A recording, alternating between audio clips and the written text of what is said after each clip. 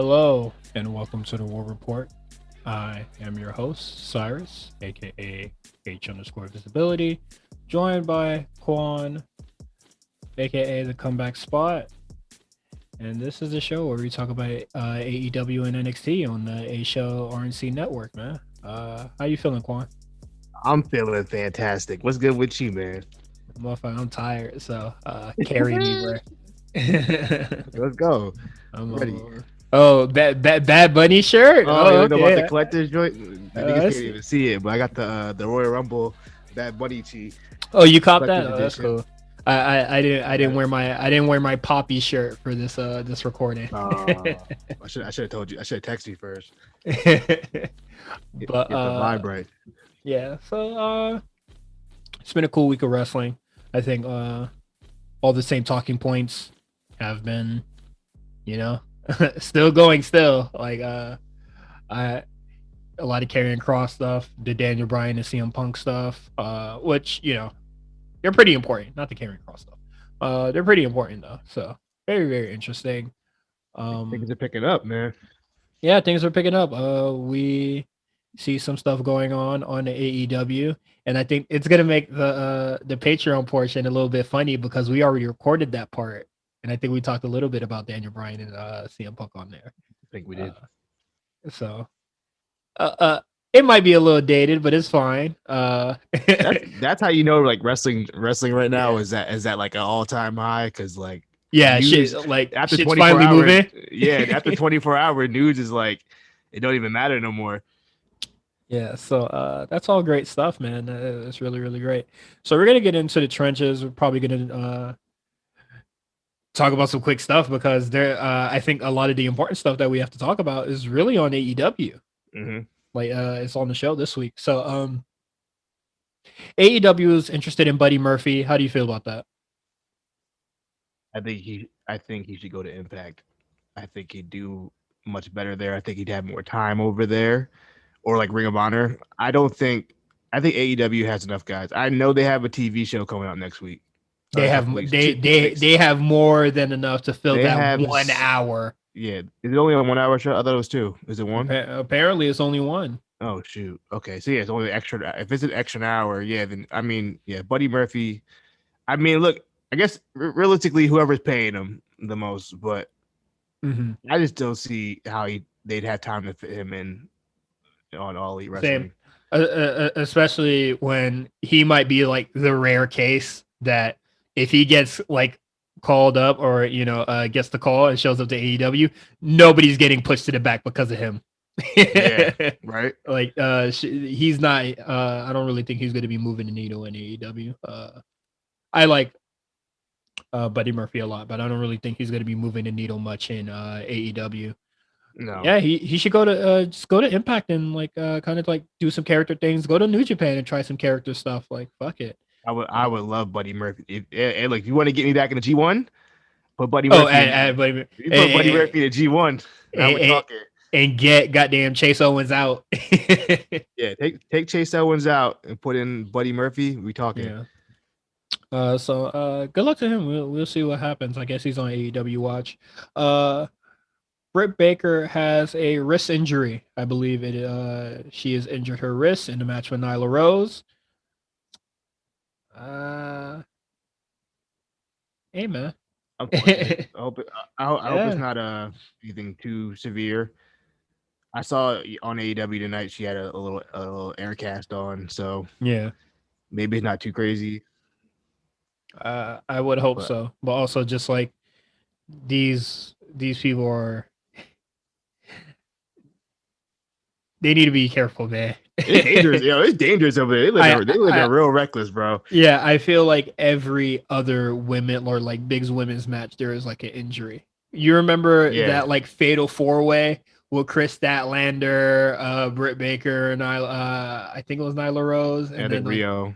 I think it might be Rio. It got damn first one got Statlander out of here. Yep. And then I think a couple of more people got injured like after that. I don't remember really much who. And then the pandemic happened, and everybody was kind of just scattered around and about. But hopefully she gets well soon. You know, they don't really have to hot shot the Thunder Rosa thing going on, or you know, Thunder Rosa challenging for the title, so they can hold Plus, off on that. plus keep it a stack. You don't need Breaker to work. If this is something Oh that's no, only like 3 or 4 weeks absolutely. or whatever, you don't need Breaker working in the ring. She can Yeah, absolutely just do character work, promo work. you Let Thunder you, you on remember when do she hurt her Doris. leg, and her and Yeah, Big when Swole she was was still still on. feuding? Yeah, She didn't miss a day. Yeah, they said you gonna come to work. you coming to work. You the only girl that's over. Yeah, The only person they've been putting the work in. So Godspeed to Britt Baker. yes. Um Another story, which I read last week. You know, it was after we recorded the episode, and I read the article. I wanted to see what was his insight on the whole like criticism, and he said a whole bunch of nothing. Jim Ross responds to the criticisms that AEW signs too much WWE former WWE talent. Um, Hall of Famer Booker T was saying that yes, they're like kind of hitting like a weird like WCW route, and they should probably pivot before they make the same mistakes that WCW made. And then we will see how how they get more WCW by the end of this episode. Um, and Jim Ross kind of just says that one, it's a weak argument, and he says getting our young guys to continue to evolve and get better. I think we are seeing that some of our homegrown talent are starting to find their way, and it's a big difference working in PWG or an indie show or working a match on national television. Does that mean anything to you? It didn't. It didn't address Yeah, the point. it absolutely did not talk about signing people and Yeah, then people kind of like getting their lunch taken once somebody is signed. And I'll say this, yes, it's a big deal, or like it's a lot different from working a PWG or an indie show versus like national television, but you just have indie shit on national television. Like they kind of just do whatever they really feel like on AEW. So it's just like, is it much different from working an indie show? so yeah, you didn't address the situation, the complaint that Booker T and a lot of fans have. It just you can't you can't keep signing these guys if you want growth within your homegrown guys. It's just not going to work. You just don't have the time. I remember I don't remember if it was like Tough Enough, but like there was a quote that the trainers would use in the WWE, like the next guy up is taking your spot. So what are you going to do about it? You know what I mean? Like Mm-hmm. if a new guy comes in, he's taking somebody's spot. So a guy like Jungle Boy or a guy like Nick Camarado, you're gonna get replaced by CM Punk, or you're gonna get replaced by fucking Nick Gage, whoever they bring in. Yeah, Buddy That's your time. Yeah, Murphy, Daniel that's your time. Bryan, CM Punk, you know, anybody that kind of just gets released. Yeah, man. And he didn't really address it at all. And it is what it is. Like, I feel like, Jim Ross just be talking, man. yeah, like he definitely could have said something very insightful or just like kind of just gave us a little insider, you know. He just decided to say nothing. Um, Next, Kenny Omega once again has a quote about the women's division. This is to say, like, goddamn year two of no, we got something planned. Just just wait, just believe us. You know, we about to do something with these women, man. Um, Kenny Omega basically says that he wants Rampage to be the showcase for the AEW women, and I think that's really fucked up. That they had to wait till this show happens to like get something to happen for them. Yeah. And I think one of my favorite quotes in the article is when he says like we showcase a lot of the women on our on our YouTube show, but people don't want to watch the YouTube show. So stop putting women on the YouTube show. Put them on the show. Put them on the main show.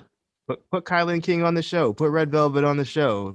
Abaddon on the show. Put get Jay Cargill on Put the Jade show. Cargill on the show. Bro, there's so many talented women they got sitting back there. I watch Elevation in Dark every week. There's so many talented girls back there. And they just refuse to put them on TV outside the the 940 spot for a 7 minute match. It's the same thing every week.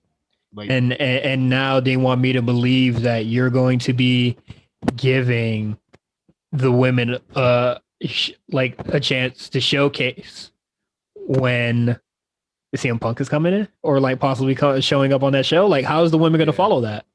How and like especially for the hour show, like you said, if CM Punk doesn't show up first, right? First thing, like if he's not first segment,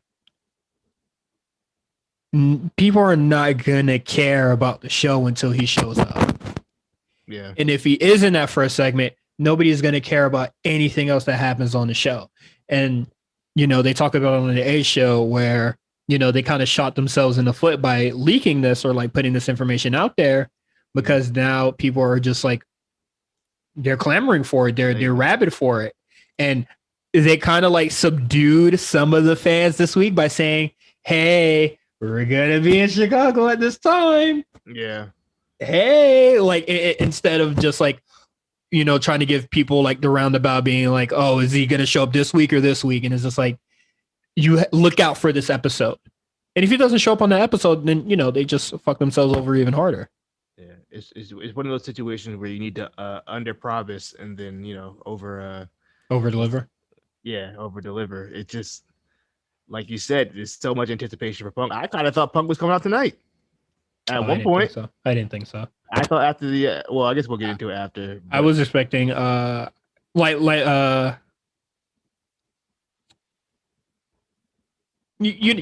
about when we get to the show. We'll talk about when we get to the show. So hopefully we actually start seeing women being showcased on AEW Rampage. Maybe they'll like be there the second week. Because they kind of just like fuck themselves over by putting the second episode of Rampage is the one in Chicago. The first one is I don't know. Okay. It's in Pittsburgh. It's in Pittsburgh. The second one is Chicago. Doesn't matter because everybody's looking out the one for Punk. Yeah. So when they said it was the first dance, that's why I was just like, oh, it's the first episode. Yeah, it's weird. I don't know. That's a weird branding. I don't understand the first dance. And it's the second episode. Yeah, I don't know what that means. AEW things. Is it like because it's the Bulls' last dance? Yeah, that's what they're trying to reference. Okay, because that doesn't really make sense. But okay, that's fine. It is what it is. A report that since NXT was taped this week, they said that WWE reshot a Karrion Kross segment due to Jeff Hardy chants. And yeah, I thought that was funny. And we got word that this was cap. That was not the reason why. And because, they chant all sorts of shit. So like, oh my God, they're chanting about him losing to Jeff Hardy. We possibly can't have this. Yeah, that's not that's not the case. And then also, you see that also NXT they could always just like mute the crowd. We see the Karrion Kross segment this week, and it was basically nothing. Mm-hmm. So I was just like, why would you need to reshoot this? It sounds like Cap. Whoever's feeding these dirt sheets like information lately, it's been a lot of Cap. I know people are gonna take it for for face value on the internet off the headlines, but like knowing what we know, there's a whole lot of Cap going on, bro. I would say that Aleister Black, Tommy and Malachi Black was absolutely right. He was these motherfuckers are working you. Stop paying their money because it's all Cap. And I think seriously, ever since Karrion Kross kind of got like he showed up on Raw, a lot more news about him has been like surfacing on Fightful. Mm-hmm. All of a sudden. Motherfuckers really like to be, third eye open, super duper woke, kind of be a little conspiracy theory y, and then not putting two and two, like something as simple as that together.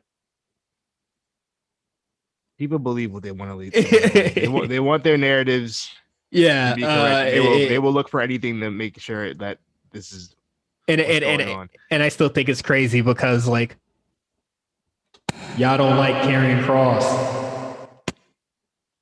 So why are we doing all these like backwards gymnastics for it? Because they think that Karrion Kross represents the whole NXT because he has the belt. So therefore, for some reason, Karrion Kross losing a worked wrestling match means that Vince McMahon does not care about something he's putting millions of dollars into. He doesn't care about NXT, although he was there last week to pick out talent to bring up to the main roster. He has a full roster full of NXT alumni. But he don't care about NXT. He don't care about where the next generation of wrestling is coming from. He don't care. 3 out of the 4 people that made have been at WrestleMania, or that had the title matches in WrestleMania this year were like NXT alumni outside of Lashley. That's like saying he didn't care about OVW. Yeah, right. It makes no sense. That's I don't like know.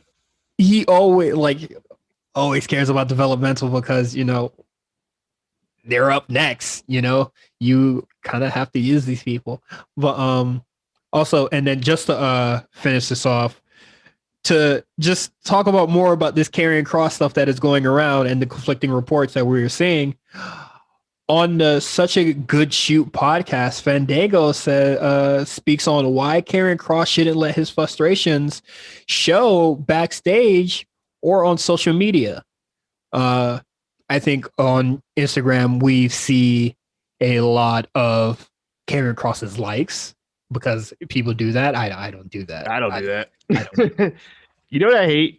I've been seeing this a lot. I know this is kind of like going on a little tangent real quick, but I hate when like people be like checking celebrities to see if they unfollowed other celebrities.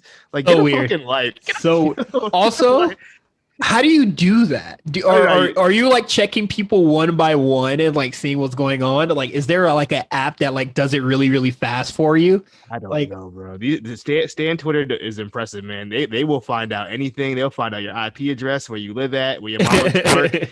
They will find it.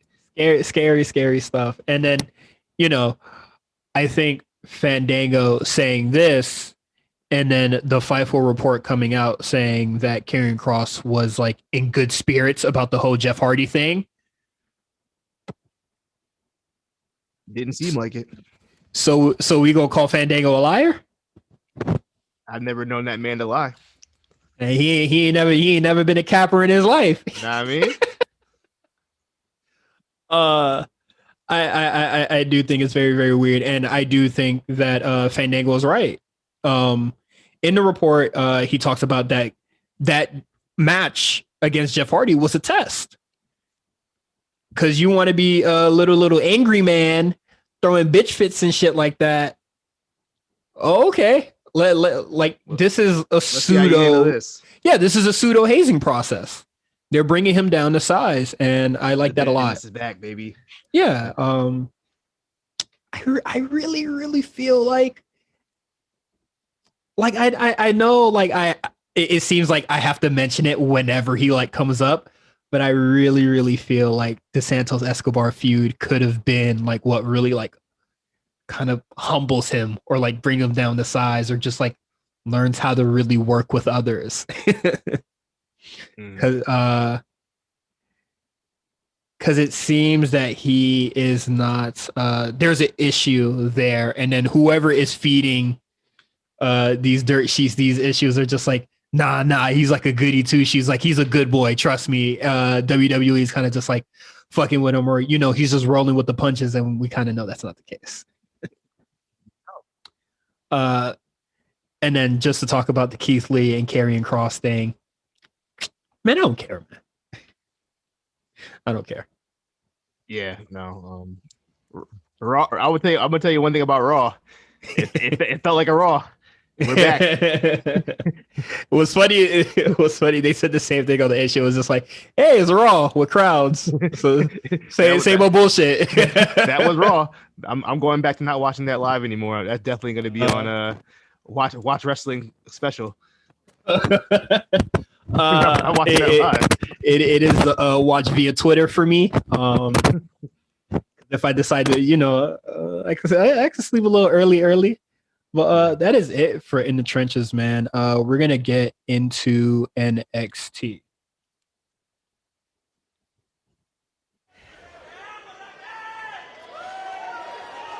Last week, I crushed one of the most feared superstars in the women's division. I have dominated every single person who has stepped up to the plate. Dime, ¿quién sigue? Who's next? Yo soy la más poderosa, peligrosa y chingona en todo WWE.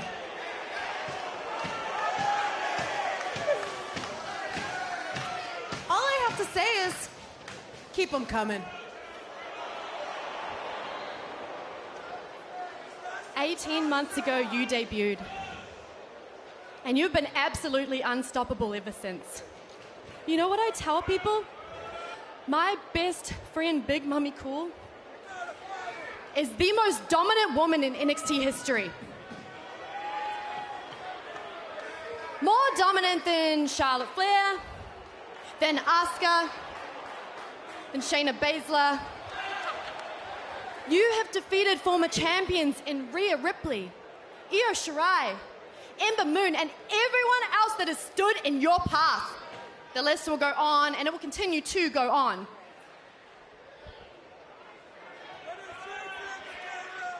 Do you know why the NXT Women's Division is one of the greatest?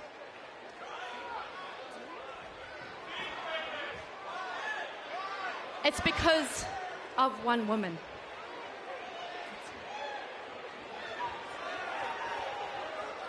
NXT TakeOver is 4 weeks away. So let me ask this. Who is woman enough to challenge Raquel? Huh? Come on, then. Which woman knows in their soul they have what it takes to walk down this ramp, stand in this ring, and face Raquel? Is there anyone? Anyone at all? We're waiting. Huh? What about over here? No. No. There is no one. We have been through so much together.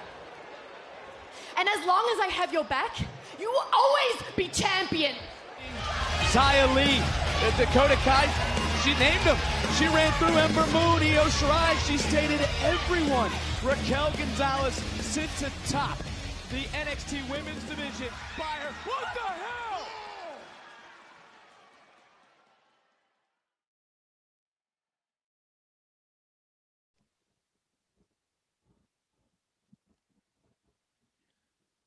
All right, NXT baby. How you feel about the show this week? It was cool. It felt like a taped episode for sure. Yeah. It felt very taped. Nothing. I can't say nothing major happened because major stuff did happen, but like maybe because I saw the spoilers, it didn't hit the same. Yeah, and it's crazy because I was listening to the episode of The Lookout, and Meals was just like, spoilers doesn't really matter. It's all about like the presentation and how it's shown. And I also agree with that wholeheartedly. But then I'm just like, I think I would have been more surprised if I didn't see those spoilers, honestly. Yeah, Meals. He'd be reading challenge spoilers. I couldn't imagine watching the challenge spoiled, bro. Well, there's a whole bunch of other stuff that goes into the challenge. I don't know how in depth the spoilers go, but I would assume the winners are out there. The winners who eliminated who. Well, like I guess like the drama of like the reality show would be the stuff that like is said in the confessionals. Yeah, but I still don't want to know who the winner is. Oh yeah, I guess you like read, but like the final page you just rip it out. Yeah, I don't want to know who won the damn thing. But I would say that this episode of NXT definitely it does feel taped, and I think that unlike last week, we had that big angle to like really hold us over throughout the whole show and really like make us want to watch the whole thing. But I think right after the Raquel Gonzalez and Dakota Kai segment, you could just fuck the rest of the show. Yeah, after that, you could throw the rest of the show out. But this episode of NXT, it starts with Timothy Thatcher, Tommaso Ciampa versus Oni Lorcan and Danny Burch, which was a really fine match. I really liked it a lot. And then came return. More honestly, I didn't even think there was a time frame I really had in mind, but goddamn, he is back. Rich Holland. When did he get hurt? Was that October? Yeah, man. Yeah, I think it was a little before War Games. I know that much. Yeah, but well, no. When was the Adam Cole thing with Pat McAfee? The first match? Yeah, the first match where they had the single match. That was like June last year. I think around that time, because he was supposed to be like a main part of that. No, that was after. Cause I remember because then Pat went away for a while, and then he came back. Oh, remember yes, the whole apology thing. Yeah. Oh well, I mean, like when they had the match, but yeah, he was supposed to be like a huge part of that. Yeah. Yeah, man. It's great to see him here. I definitely think that I guess as Rich Holland comes in, Pete Dunne is gonna like kind of like step back into a singles competitor, so that should be fine. I'm cool with that. Do we have a timetable on Danny Burch at all? It's a shoulder injury, so and I probably say like 2 more months, and they'll be back in full strength. Maybe. I don't know. That's a hell of a stable. Yeah. Real brawlers, real shooters. Real shooters. And speaking of real shooters, man, William Regal, he said, yeah, Kross, you may not be here, but my man's gonna get you. Said Regal got his shooters? Yeah, he sent the big shooter. Samoa Joe steps out after what happened last week. William Regal is going to outright fire him. And you know what? If you beat up your boss, I do think you should be fired. Ideally, but yeah, WWE had a long history of people beating up their bosses. So and then getting like shot up, a championship run. you beat up your boss and then you get like a promotion. Samoa Joe pulls out and he says he got 3 easy steps to solve this solution on the Karrion Kross problem. 1, fire him as the enforcer of NXT. Then hire him as an active talent. And then the third one is the title match versus Karrion Kross at TakeOver 36. And I'm just like, yeah. Now, if I'm a worker in the back, I'm gonna have some problems about dude just skipping the whole damn line and say, yeah, I want a title shot next. Like, somebody speak up. You got an issue with Samoa Joe, then come out here then. I'm gonna have to talk to him. You know what I mean? Shooters. Come out and talk to Samoa Joe, bro. Hey man, I see Samoa Joe back. I'm just like, oh, okay, man. Y'all handle that, man. Oh, yeah, you got it, bro. Well, what Kushida up to? I'll go beat his ass. I don't think I want Kushida smoke neither. Who's our North American champion currently? Oh my God, who is our North American champion? Hold on, he just beat Reed. Who is it? Swerve. Swerve. Swerve is champ, isn't he? Swerve. Is he a champ? Yeah, he just beat him. That's yeah. Swerve. Oh man, that's Did terrible. He come out with a belt? Yeah, I don't know. I'm so enraptured in like most of the Hit Row stuff. It seems like a tag team feud for me, like for the most part. So. Their outfits are so terrible. Whoa. I just block them out. Where's MSK? Oh my God. There's so much like missing on the show. But Samoa Joe is gonna get his revenge on Regal's behalf and his behalf as well. And I think we all know what this is. I definitely think they should have did it for the Fatal 5-Way, but it is what it is. I don't know how you hit the emergency button on the Karrion Kross shit, and then you'd be like, oh, fuck, that didn't work. And then you have to hit another one. especially when you're in control of the outcome of that match. It's interesting. I don't know. Like even if you couldn't predict the call up, just like this nigga sucks, bro. You should have just did it. Oh my god. But next we have Raquel Gonzalez and Dakota Kai coming out talking cash shit. And we already seen the spoilers, and obviously the inevitable finally happened, so you can stop predicting as if like your third eye is open. After every title match, this is it. This is yeah, it. Right. Literally fucking turn. Literally night one when she won it, they're just like Dakota Kai's gonna turn on her. Like, Jesus Christ, people, get it together. But yeah, it's finally happening. The match should be fine.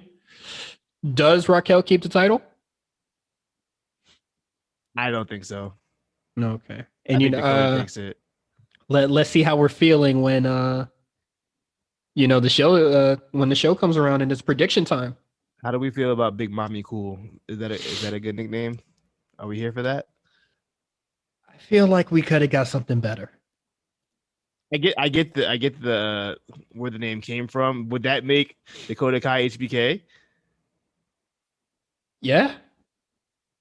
I fuck with it. The Heartbreak Girl? The Heartbreak Kai, bro. Ooh. Hold on. Hey, let's get it. Hold on now. Hey, Wait a minute. Printing out t-shirts, baby. Let's get it. But yeah, so they're talking cash shit. Dakota Kai says, as long as I have your back, you'll always be champion. And then Raquel turns her back on Dakota Kai and then wham.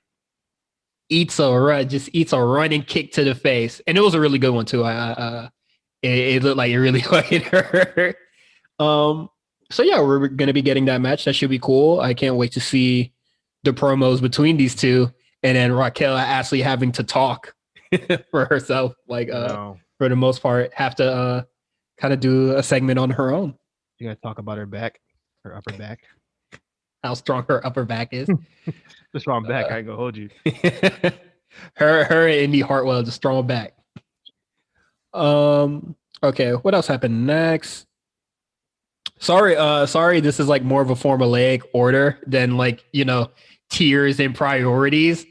We just finished the show, and I wasn't like typing the show out as like I was watching the show because I didn't want to miss anything. Go ahead. I was gonna say, and I don't take notes because I depend on Cyrus for everything in the show. That's terrible. But it's been either 3 weeks or a month, and Zoe Stark and Io Shirai finally are back on the show, finally interact with one another, finally look at one another, and we're gonna get the I don't really like you, but we're a tag team, thing going on between these two. And I'm just like, come on, so you could just keep it on the way, bro. You should have just kept it on the way. Bro, they just did this with Killian Dane and Drake Maverick, yeah. Literally like what, 6 months ago? Yeah, I like obviously, they'll do it differently, but it's just like y'all had at least a month to really like get something going on with these two, and then you chose that. I guess why isn't Io on Raw? It don't make no goddamn sense to me, man. Why is she not on Raw? I don't understand. Why she's not on either show. And then Io, if you don't like her and you won the tag belts, or you challenge the tag belts with her and you won. Well, like, what was the thought process? It'd be like, damn, now I got to be with this bitch forever. Like, what did you think was gonna happen? I don't know. All she's thinking about was that paycheck to come with the goal, I guess. Yeah, she was. I just wanted to beat Candice LeRae up. The tag belts are just a plus. Now I got to deal with Zoe Stark.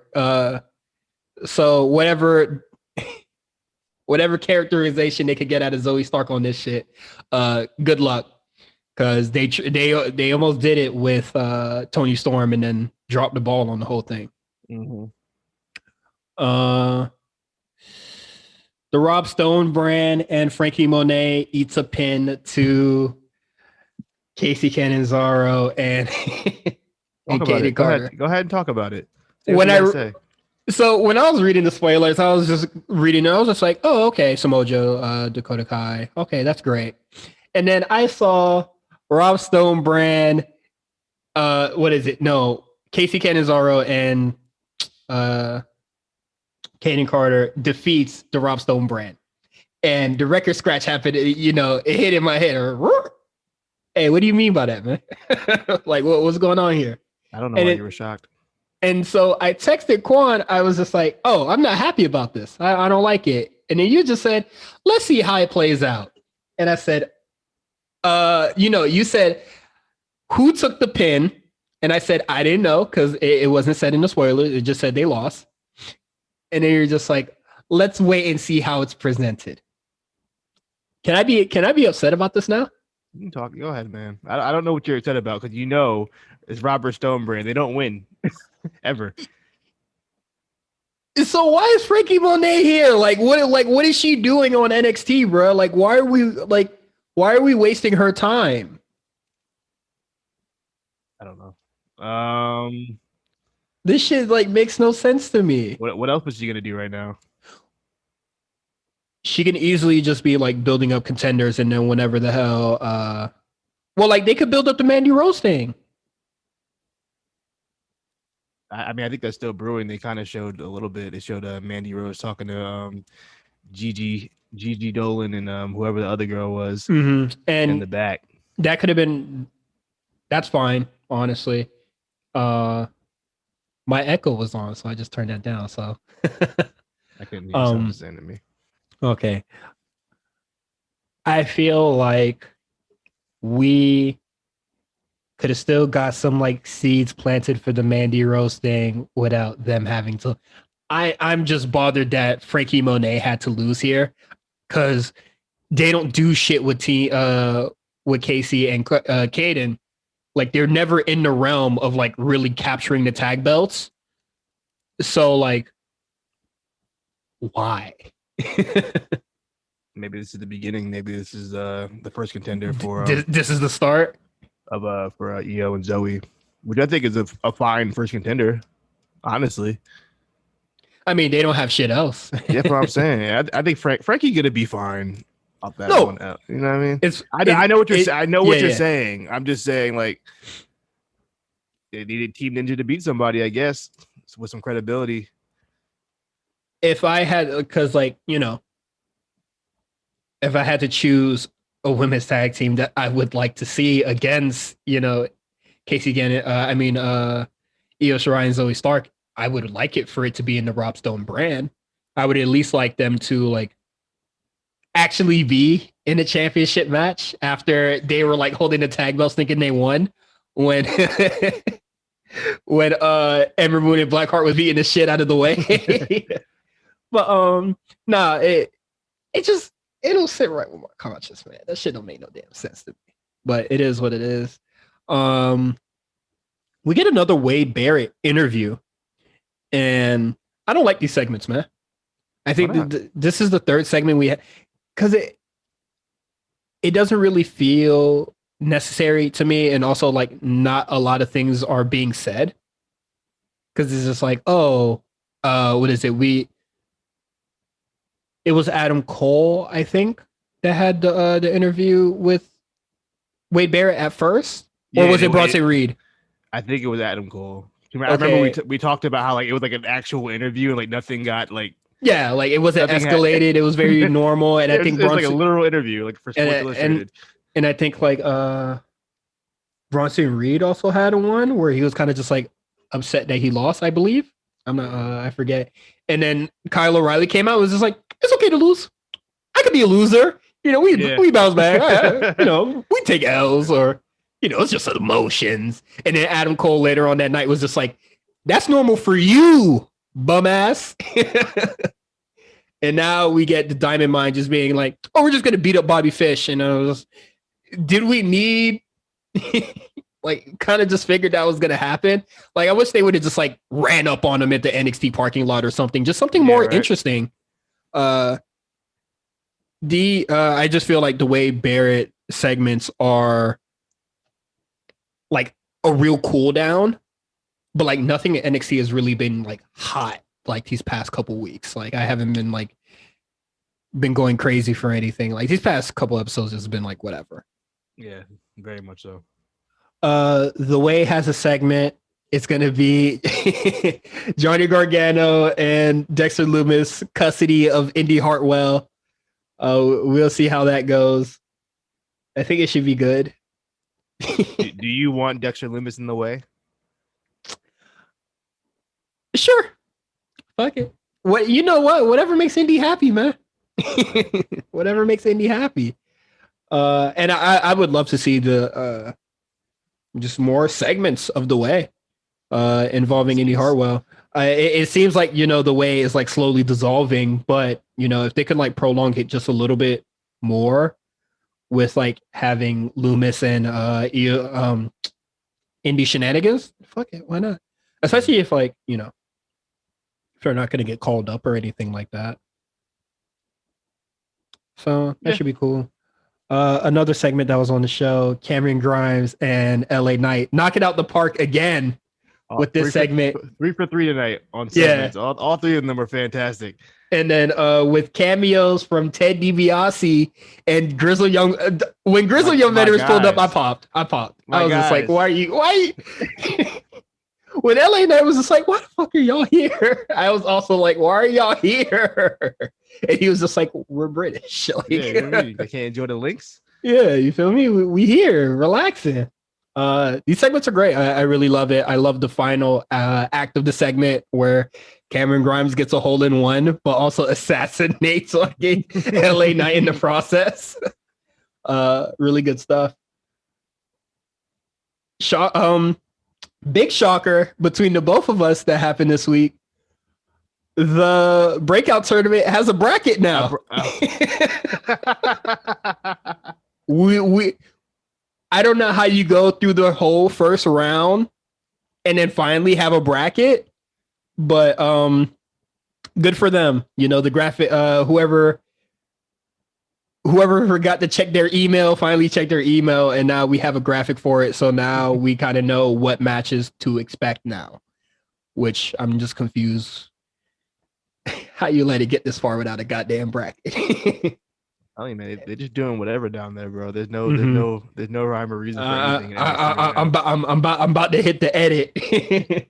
Matt Blue, Triple H, and Shawn Michaels is running around, not just booking anything for this goddamn tournament. And yeah, and then Carmelo Hayes defeats Josh Briggs. Good for him. I would have been very puzzled if Carmelo Hayes lost because you know, just the caliber of matches we've been seeing from him so far. I don't think he should really be losing. I think they might be going for a gimmick where he's like the giant killer because he beat Briggs tonight, who was a big boy. I didn't realize how big Josh Briggs was, a large man. And then he goes up against that 6'5" guy. What's it? I forgot his damn name. Duke Hudson. Duke what? Duke Hudson. Duke Hudson. Yeah. Yeah. So he's another tall boy. So I don't know. Maybe that might be a gimmick. I don't know. It's gonna be Odyssey Jones in the final. That'd be cool. Yeah. You see, if we had a bracket, I think we would.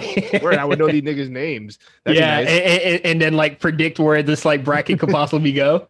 Yeah, that'd be nice. But should have screenshotted the screen when it popped up. Oh man, you tweeted that there was a graphic, and I was just like, "Oh, for real? That's crazy." And I just took your word for it because I still haven't seen it yet. Oh, you haven't seen it? I still haven't seen it. I'm just taking your word for it. It was there. Yeah, and then Elgato del Fantasma and Hit Row have a match. No, they have a match against Imperium because Imperium was like, you know, talking some shit, and Hit Row has to get their reps in.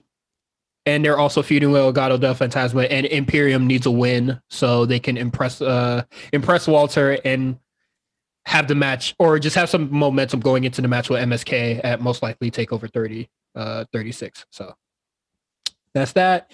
And Adam Cole and Bronson Reed have a match for whatever reason. I don't really know why. Bronson Reed interrupted Adam Cole a couple weeks ago. But like this feud is happening because, you know, they still haven't called up Bronson Reed forever. Raw superstar just wasting his time in NXT right now. Novak posted in the Discord. He said he Okay. posted Bronson's retweet that said, "Damn, Cole got me. I'd beat Jeff Hardy though." why can't you take that straight like that? That's fine. That's hilarious. Fuck Karrion, man. So yeah, I think Bronson Reed and Adam Cole have the match. Like you said, he lost. I thought the match was kind of just whatever. I'm just like, why are both of you guys here? Yeah, Adam Cole gotta go, bro. There's nothing else for him to do. Both of you, after this Kyle match, please, this is it. Enough. We're done. What else can he do? There's nothing else for this guy to do. These are two competitors that we really do like, but it's like some serious shit. Why are you two guys still here? Like, I'm kind of just like, let's get it cracking, man. Like, NXT it's just been middle of the road for the most part. These couple this month, actually, I think this whole month has just been like, they're just trying to really fix it. And I get it, with the whole Karrion Kross stuff, but it's just like, not everything else is an issue. So I'm just like, I didn't think like the whole show like will kind of just be middle of the road just because Karrion Kross is like getting called up. I feel like a lot of plans got fucked up after the Vince visit. A lot of shit had to get shifted around, and they're just like, we don't even know what to do, bro. Yeah, they're really just playing. Like the Karrion Kross thing is like it hit them really fast, but now they're getting ready for another gut punch whenever the draft starts. They know it's coming. They're starting to position people in spots.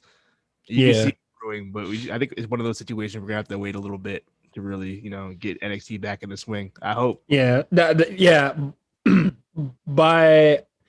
gonna say it's gonna be a little weird till like the go home show is gonna be probably like where they kind of like hit their stride again, and then Takeover 36 is gonna happen, and then NXT is gonna be back on its shit. So I think that's how it's gonna go. And with that said, man, I think that's it for NXT. We can go into AEW. The Painmaker, no. Delivered some right hands to the head of Nick Gage. Get out of there, Nick! Do you want your money or not? Get out of there! He's fighting. Oh, no! My God, shards of glass. Gotta be in that man's anatomy. All over the ring, all over the canvas. Take another look at this impact. Right there. Bam! Glass breaking, shards of glass everywhere. I didn't think Chris would take it to this level. You gotta take it to this level against Nick Gage, don't you get it? So how'd you feel about this AEW episode, man? The same thing that happens to me every single week. I'll enjoy the first hour, and then the second hour, they kind of lose me. But I like the main event tonight. I liked it. It was fine. I like this episode. I like this episode this week better than NXT this week because I didn't really feel like NXT really had anything to like hold us over. Yeah, oh for sure. Like the whole first hour of NXT was like, okay, this is cool. And then like anything after that was kind of just like shit, I guess I'll just wait till next week and see if y'all got shit popping. Yeah. So AEW they had kind of had stuff going on all through the thing. Had a lot going on, man. Let's talk about the main event, man. Chris Jericho versus Nick Gage. This is my first ever time seeing Nick Gage wrestle. Mm-hmm. I mean, it wasn't much wrestling, obviously, because it's a death match. So that's I wasn't expecting fucking a snapmare in this match or some shit like that. But I was surprised. Jericho took a couple of those spots. I wasn't expecting him to take those. If he wouldn't have, yeah, we kind of would have. It would be a waste of Nick Gage's time. That's fair. Yeah. It really would be.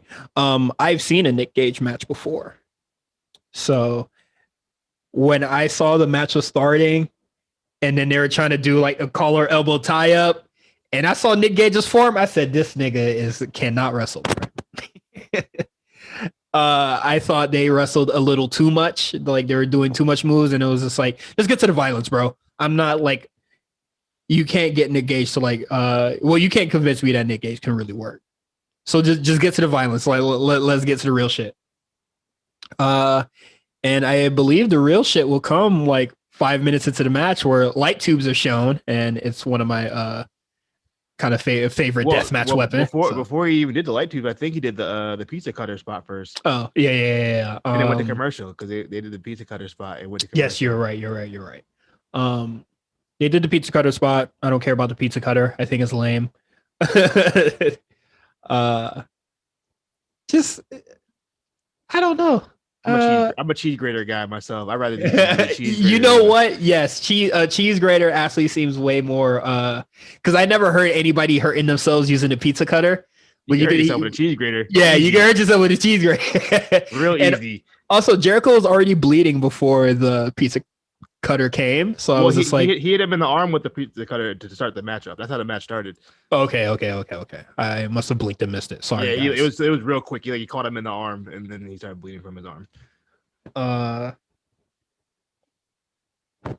don't. Soon as like the deathmatch stuff happened, I was just like, yeah, this is kind of what I wanted. Yeah.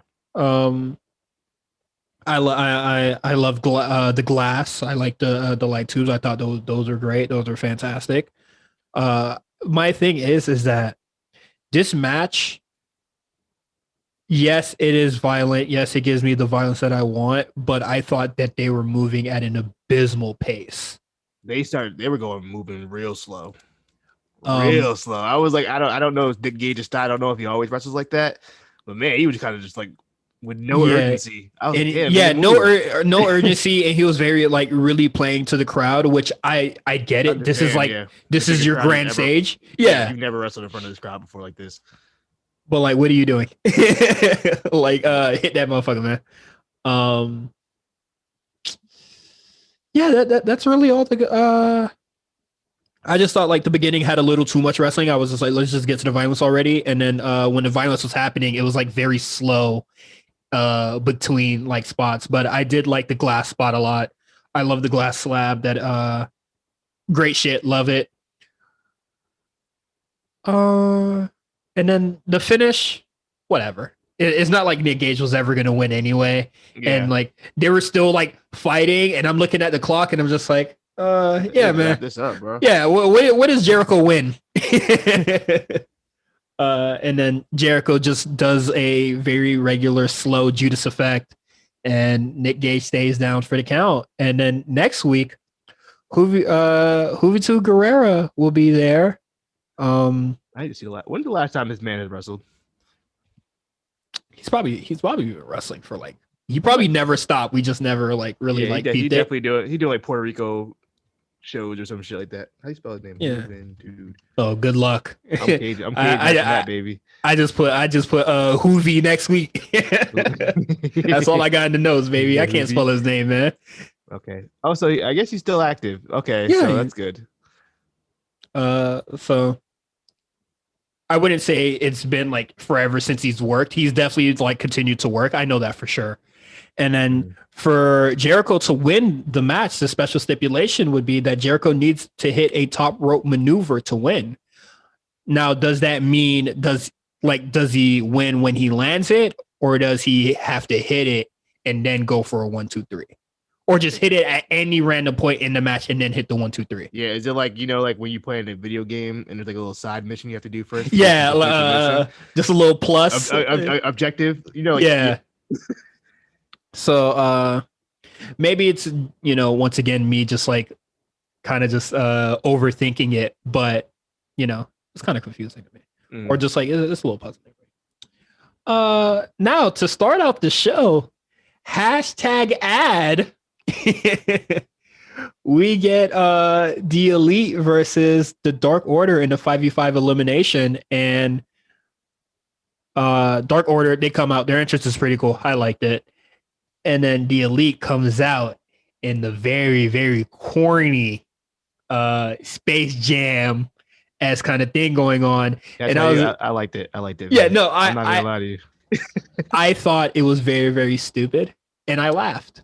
It was so I enjoyed it. When the music hit, I wasn't ready for that music. When the music hit, When I saw the jerseys and I saw it was like the Toon Squad, I was just like, or why are they doing the Space Jam thing? And then the music hit, and that's when like, oh yeah, Warner, oh yeah, duh, it hit, and then I was just like, oh yeah, and then they were just like, Excalibur was like, oh, go check out Space Jam, blah, blah, blah. And I was like, oh, hashtag ad, I see y'all boys. I respect it. I respect it. Yeah, I like this one better than the Rick and Morty. Oh, absolutely. I'm sick of Rick and Morty, man. I like the show, but like it is. I've never seen it. It's funny. I've enjoyed it. I honestly say I enjoyed it. It's funny. I just think it's the fan base. It's the fan base. It got too big. Like, well, like not to, like I want to. It just got spooky about like how large Rick and Morty is in like popular culture now. It's kind of nuts. Like it seemed like something that was super niche. Better. Yeah, you liked it better when no one else knew about it. No, because everybody knew about it by the time. Because everybody knew about it when I was still watching. I just think that like it's very in your face now. Like they were like in Space Jam, and I was just like, for what? That just seems so odd to me. Warner, man. Yeah, they had Pennywise in Space Jam. Oh yeah. They had everybody. They had everybody for Space Jam. I like to think of it as All-Star Weekend. But this match, Dark Order,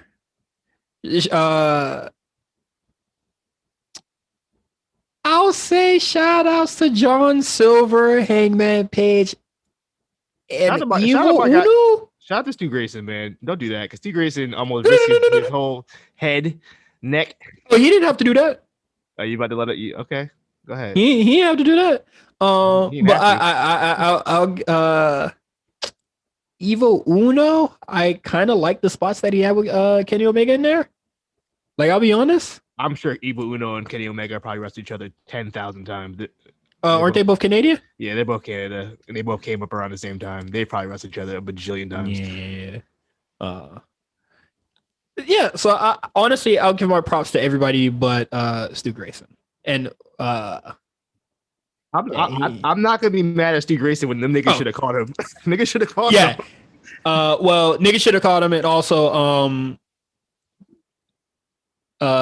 play stupid games, win stupid prizes, and then he gets counted out. You don't get no love for getting counted out. Sorry, boss. What was that when they eliminated I forgot who the fuck at Survivor Series? I think it was Bianca and Nia Jax, I think it was.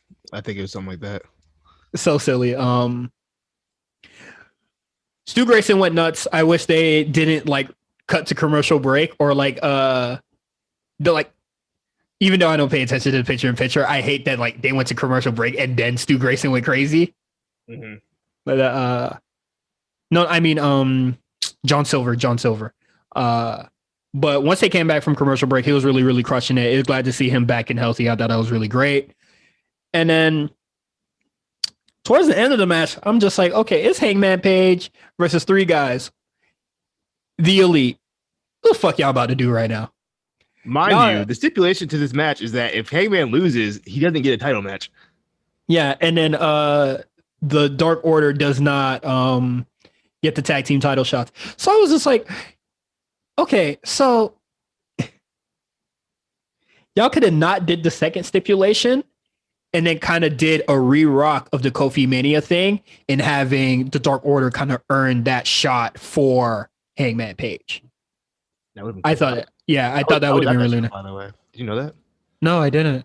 You had all the shows, Money Man. I'll be at shows. I'm praying I could go to Raw at the Bang Bros Arena. I think that should be cool. At the what arena? The Bang Bros Arena. Oh, that's right. They wanted to pay for that. I forgot about that. That's funny. They are no longer the Airlines American Arena. I believe there's something else now. They're still the American Airlines Arena. No, like the name is. So I know, when you but buy, niggas gonna call it that. You know what I mean? Yeah, they're gonna call it like. So even Ticketmaster still calls it. Yeah. Just they're gonna like they're just gonna keep it around until people learn the new name. There's this bar down the. I'm not gonna say the name of the bar or anything, but there's this bar that's like down the street from us, and it probably changed its name like 6 years ago, and people still call it what it used to be called to this day. Mhm. And it's something just like if it's like a landmark area in the town, that's what it's gonna be. You Oh, can't yeah, change it. It's too yeah. late. It's like when niggas got mad about the Cleveland Indians changing their name. Like you can't. I think the Guardians is fire. I thought Guardians was fire too. Yeah, right. What the fuck? The Guardians hard. But Hangman Page loses, man. Yeah, And oh, go ahead. No, I would say because I was watching the match. I'm like, yo, who's gonna pin Kenny? Like, are they gonna have Hangman already pin Kenny already? Or Yeah, like ain't no way, ain't no fucking way. I didn't realize it was an elimination match until they announced it. I was like, oh, this is elimination. Like, who could have pinned Kenny? I don't remember the last time Kenny's been pinned. I think Moxley was like the last man to pin him. Yeah, that's what I'm saying. Like, so I'm good. And then Hangman Page, Hangman Page eliminates the Bucks and he just knocks it down to him and Kenny Omega. And then now AEW is starting to do the full circle, or like really like rewatching the tapes and like trying to see shit as full bloom. Heyman Page tries to go for the buckshot lariat, and then the Young Bucks hold his foot down. And then the Excalibur is just like, oh, he hold his foot down just like when he cost the Bucks the championships. And I was like, nigga, I don't remember that, man. I don't know. That might have been a reach. Like, whatever. It could have just been them niggas cheating. It's a symbol. Yeah, right. They're planting the seeds. They the Bucks more or less cheat for Kenny Omega, and then Kenny Omega just demolishes him. Just hits him with like I think like a V trigger, and then goes for the One Wing Angel, and then 1, 2, 3. Heyman Page hopes and dreams dies with the rumors of Daniel Bryan and CM Punk originally showing up. How they continue this feud, I have no idea in hell. You know what I'm confused about, because this kind of breaks their philosophy about stipulations. AEW has been very strict with their philosophy about if a stipulation's in a match, they stand by it. Usually, yeah. So far, Cody still has to wrestle for the world championship. You know what I mean? So, what are they gonna? Are they gonna somehow get Hangman back in this match? Because then, what was the point of that 10-man tag we just had? You know what I mean? Even if he did cheat. I guess you could go that route, and Tony Khan could say, "Well, you cheated," but I'm not sure. It'll be interesting to see how they get, if this is still the match, how they get there. They still have a good amount of weeks. They have 4 weeks to do this, but I'm very curious how they get there, and I'll say if this was just to make way for Bryan and Punk, I feel really bad for Hangman Page. This is the second time this happened. This is a get me out of here. This is a get me out of here moment. Next, so like we talked about on Rampage, the first dance, it'll be on the second Rampage show, and CM Punk might show up. Who knows? But the crowd was chanting for it, and then Darby Allin starts to send a couple, really alluding to CM Punk. Is that the first feud? And then does this kind of like solidify as CM Punk coming in as a heel? Not in Chicago. This is my thing. I think either Darby's going to be the next feud, or I think every week some wrestler going to try to like hint at Punk and Bryan coming. I would like that a lot. Actually, I think like everyone's like, oh, like I heard you pulling up. All right, I'm calling you out early, so you already got names already by the time they get there. That would be cool, but it could. I would like that. It could just be Punk or Darby, which I'd be fine with. That'd be interesting. I would love to see Punk and Sting interact, because I think they missed each other, right? I think. Thank God. I think Punk left and then Sting had came in. Good. Yeah. That's why I see no point. I want to see that interaction. I would like to see Sting and Punk interact. Sure. I like the idea, at everybody kind of just like throwing their head into wrestle Yeah. the best in the world. So that should be cool. Lance Archer wrestles Hikuleo, the son of Haku. Winner goes to Japan to go wrestle Tanahashi. I know everybody thought Tanahashi was going to show up on AEW, and they clearly said that they'll be going to Japan to go wrestle Tanahashi. And I see people still ignoring that till right now. And then New Japan just pulled up a tweet where they said it'll be happening in LA, the LA Coliseum, the Torch. That's what I figured. Mm-hmm. So everybody jumped the gun, but Well, I mean, we'll see about if it happens in LA because it sounded like LA about to start shutting shit down the way it sounded. I don't want to talk. I really don't want to wish that on New Japan. I don't want to wish that on New Japan either because they've been through enough. Yeah. So we'll see what happens. The match is I don't know what to really expect from Hikuleo. I don't think any of Haku's sons are good. I know. Lance Archer wins. That stinks. Am I missing anything before we go into quick hits? Anything big? Have you looked at did you look at quick hits before? No. Okay. I'm gonna go through the quick hits and see if we miss anything. Malachi Black and Cody Rhodes have a very quick segment. I really enjoyed that. Very fast brawl. I thought was very funny about this brawl is that Cody is fighting and he does the drop down punch. I was just like, nigga, you are not doing that in a real fight. Why did you do that? Why not? You might throw somebody off doing that in a real fight. You drop to your knees real quick. I see a motherfucker drop down, do a back bump. I'm just gonna kick him in the head. So they'll be having a match next week. I think that should be fun. The Matt Hardy front office wrestled Jungle Express and Christian. I went to the gas station to go get some chips, so I missed most of this match. I was on my phone, so I also missed much of this match because who cares? Yeah, that's how I felt. And it looks like that they said that they were going to get rid of the Matt Hardy front office once and for all. And then they beat the Matt Hardy front office. And then they forgot one guy, Blade. The Blade, my God. And it was just like, do feuds ever end? Like, shout out to Angelico, though. That's my guy. Yeah, I like him too. I just hate how they use him. I saw Tony Khan say that, earning a title shot in AEW is like really hard. And I was just like, well, that's not a good thing. That's not like really like cool. Also, it's hard because you have motherfuckers spinning their wheels for months. Yeah. And you have stories going fucking nowhere. That's why motherfuckers can't get a goddamn title shot. Oh, Santana and Ortiz versus the FTR. That's something that I forgot while we were buying our time trying to remember. I remember you started talking about the things. I want to let you finish your thought. The match is cool. Just a weird end. Well, it seemed like they changed the ending on the fly because something happened to Cash. Did you see what happened to Cash Wheeler? Mm-mm. I didn't see it. All I saw was the camera pan to him real quick, and there was blood everywhere. I said, "What the hell happened to him?" I was like, "Damn, what the fuck going on?" What did I miss? So and then, I think the ending it was just so abrupt. Like I was like, "Oh, okay, something must have happened." So weird.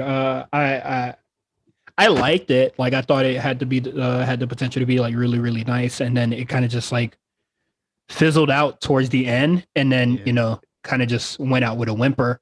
Yeah, because of circumstances. So that really sucks, man. Shout out to them for thinking on the fly, and that reminded me. Shout out to Carmella and Bianca Belair for also thinking on the fly. Oh yeah. Did you see that? Yeah, I think I sent it to you. Oh, did you send it to me? No, I sent it to the chat. Yeah. Yeah. We'll talk about that at the end of the episode. Let's just get through these quick hits because I do have some thoughts about it. Okay, cool. All right. Thunder Rosa and Julia Hart have a match. I think Thunder Rosa has wasted way too much time with the greenest of green, Julia Hart. Also another funny Tony Khan quote. He said that we don't need a performance center. Nigga, yes, This you is the do. performance. Yes, And then you see Julia Hart get winded 3 minutes into the match. I'm just like, dog, these motherfuckers need to learn some conditioning or something. At least have like a workout plan with everybody, like get together or something. Yeah. That shit was atrocious. And then we have Lee Johnson, graduate of the Nightmare Factory, give himself an avalanche pile driver in a match against Luther. Are you fucking serious? Ridiculousness. I saw that and I was just like, are you for really? Like, are you really real? Like, I ain't never seen no shit like that. That is like stuff I would see in goddamn what is it, Fort Lauderdale, Florida. Like just ridiculous all around, man. They need to perform. It doesn't have to be a performance center. They need something. But like, why? But why is a place where people can get better at their craft frowned upon? Yeah, These people are coming to get better at what they do, and so why is it we don't do that here? What? Sometimes it's okay to copy. You know what I mean? if shit has like good results, sometimes you can copy it. It's okay. I think people kind of like gathering and like laughing about that is just like, but like, listen to that. We don't have an area where our competitors and our wrestlers can get better, and they fucking need to. Ha ha ha. We not like them. Like, what? You don't have a trainer. Like, not having a training facility is not a flex. That is it for AEW. I don't think we forgot anything besides that. Is that about it? John Moxley has a segment, right? He said Tanahashi was like ducking him, and I was just like, "Well, you lost the belt, homie. So stay your ass at home." No Miro this week. Miro had a promo. He did have a promo. He did have a promo? Shit, I must have missed it. He had a promo. Because he's wrestling Lee Johnson next week for the championship. Oh, I just saw the graphic. I didn't see the. There was a little 2-minute promo, real quick. Okay. About he's God's son, God's favorite. Wherever the fuck that shit came from. He's been doing that for a couple weeks now on like Dark and stuff. He's like, I don't know if it's like, I don't want to say like a Christian gimmick, but he definitely talk about how he's like in favor of God or some shit like that. Hey man, dark and stuff. That means I ain't watched. So that's what I'm here for, man. Yeah. So shout out to you. That is it for AEW. We could talk about the Bianca Belair and Carmella thing. I saw a lot of people mad at Ringside News, which terrible publication. They post a lot of tomfoolery, but when I saw people going like, "Oh, fuck them for posting the wardrobe malfunction between Carmella and I was like, "Why? It's impressive." Well, wardrobe malfunction. What y'all talking about? Oh. And so I went to go see it for myself. #NoHorny. And then I was just like, nothing was shown here. Yeah. They were like expertly keeping her covered. And I thought that was like extremely talented on both their part. That was impressive. I think that was like it. Like, I already thought I already think the world and above for Bianca Belair. And when she had the match with Carmella, I was just like, oh shit, Carmella's like actually really nice. And I love that Bianca Belair really has like nice things to say about everybody she gets in the ring with. Yeah. I think that's great. And then seeing this, it gave me like a whole like another level of respect for Carmella. So all that Carmella slander I was saying a month ago, I'm gonna go delete them I'm gonna go delete them tweets later, man. I'm rocking with her. I've been rocking with Carmella. Honestly, Carmella probably taught Bianca some shit. If you think, keep it stacked. That's what she said. Carmella's been in the company for what, 5 or 6 years now. Mm-hmm. He's a vet. Yeah. And then just the like, I thought it was cool. What I really liked about the whole thing was Bianca was about to go for the KOD. She definitely was, and then she was like, "Wait a minute." but she pulls in Carmella's shirt a little bit more, Yeah. and then she's just like, "Oh no, fuck it, we're not going for the KOD." The KOD wouldn't have worked. Yeah, and then she just like pins her, but she like does like a deep cover and folds her. Yeah. So she, she's like standing on she's like laying on her back, and so her top is just like covering her and not moving. And I thought that was like phenomenal, perfect on both, like little stuff like that. I thought that was really great. And then being on the house show is cool. I can't wait for them to have a house show in Miami, man. I'm gonna be going to the Raw, but I would wish it was a house show though. Yeah. Well, I think it might. I'm not sure if it's a Raw or SmackDown, but I wish it was. Shows could be rough because you gotta sit through all the commercial break and you're just sitting there, just waiting. Yeah, I'm. When I went to Chicago for my 21st, I came back to Miami. I took my mom to the SmackDown on the, I think it was like the Heat Wave tour or something. Mm-hmm. Or I think it may have been a different time, but I've been to the house shows at the American Air, and I got to see John Cena, Dean Ambrose, and and AJ Styles, and I thought that shit was heat. Oh, yeah, the triple threat. Yeah, the triple. So it was like 2016 when they were like feuding. Fresh SmackDown. That sounds heat. It was cool, man. What was it? Yo, speaking of Nick Gage and stuff, I didn't know that GCW show was in Atlantic City because I was in Atlantic City. I was literally like in Atlantic City when that show was going. I would have went if I had known that was going on. I would have just pulled up. I was literally in Atlantic. I'm sure tickets were very, very cheap. Yeah, available. I was right down the street from the showboat. I would have pulled right up, but I didn't know. You could have seen a classic. I could have been on the scene.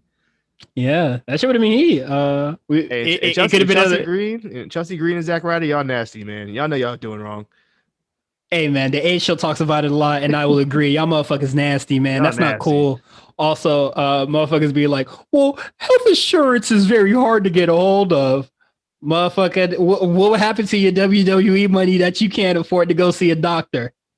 You spent $50K on an LJN action figure. Like you can't you can't go see you can't go to urgent care, Also, I've been in situations where you have to improvise. Like, I can't go to the hospital right now, or I can't go to urgent care right now. So the A Show puts a lot of great insight on the whole situation, but I'll just say, if you wanted the blood to not leak everywhere, clean the fucking wound first, bandage it tight. And so if you don't want the blood to leak out, put a plastic bag over it. Put multiple plastic bags over it. And that would have solved the issue. Medical advice from the War Report. I'm saying throw some salt in there, get it cracking, get it bubbling, and then it'll try to seal itself. Do some movie shit or whatever, man. Get some hot knives and try to close the wound or some shit. But I just thought that was like really nasty and really gross. And why would you pick that? You know what I mean? What are we doing? They talk about that on the A Show a lot, and I would agree as well. Like how blood can be triggering to a lot of people. So God knows who they've really upsetted. That's why I didn't retweet the photos, because I knew that there's probably somebody that follows me that doesn't like to see blood at all. And if you really wanted to showcase that, you could have just did a black and white filter, like Aleister Black does. Just don't. Or just don't, yeah. Like, I'm like, it takes a little common sense to just keep it together. I don't want to be that guy who's like, oh, social media is a disease. It's the worst thing that ever happened. Oh, but it's absolutely right. But like, this clout shit, like, y'all don't have to put everything online like this. Like, you don't. It's okay. Just, keep that to yourself. But now you looking crazy when you could have just kept it to yourself. You know what I mean? Like, I think, like, for whoever, wants to keep up with Matt Cardona's like deathmatch career, wants to like, you know, they like to see cool shit like that. It's fine. Some people that aren't squeamish, people that like to see blood or whatever, like I like deathmatch stuff. The blood is like secondary. I don't really care about that. I just want to see what crazy shit they try to kill themselves with. But if you really wanted to post that picture, you should have just did it in black and white. And I think it would have looked cooler in black and white, honestly. But they just went a different route. And then with that said, you can follow me on Twitter, H_visibility. You can follow Quan at the comeback spot. You can follow the A Show RNC on Twitter at the A Show RNC to follow up on everything that we do on this network. We also have a Patreon, patreon.com/the A Show RNC, where you can get shows like the Invasion Diaries, Spot Callers, Legendary Run, and something that Quan got something planned, has got something cooking up. I do. So we'll see if that comes into fruition. If you are very curious about what these shows are, you know, Spot Callers is a show with me and Justin where we talk about kind of just any and everything that we can kind of just find our hands on, just random shows. We'll be talking about WCW's Capital Combat, the return of RoboCop. That shit, it's a show, man. This shit's hard. It's a show. We talked about Lucha Underground, Ultima Lucha Tres. We also talked about Ultima Lucha 1. We talked about Big Japan Pro Wrestling. We talked about Evolve. We did GCW stuff in the past, Bloodsport, all sorts of stuff like that. On Legendary Runs, we are talking about Kenny Omega's 2016, his kind of rise to power and him winning the G1 climax. The Invasion Diaries kind of just talks about the Invasion angle of 2001 with meals and all sorts of varying guests. And you get to learn about everything going on in the 2000s. And then, that's about it. And then we have like miscellaneous, like people talking about documentaries, Dion, come on and do that, stuff like that.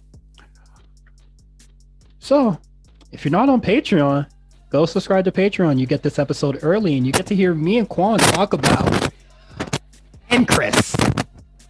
Miro Suzuki versus Ken Shamrock, which is quite the match, man. So if you want to hear our thoughts on that and other miscellaneous thoughts about wrestling, subscribe to the Patreon. And with that said, we'll see you guys next week.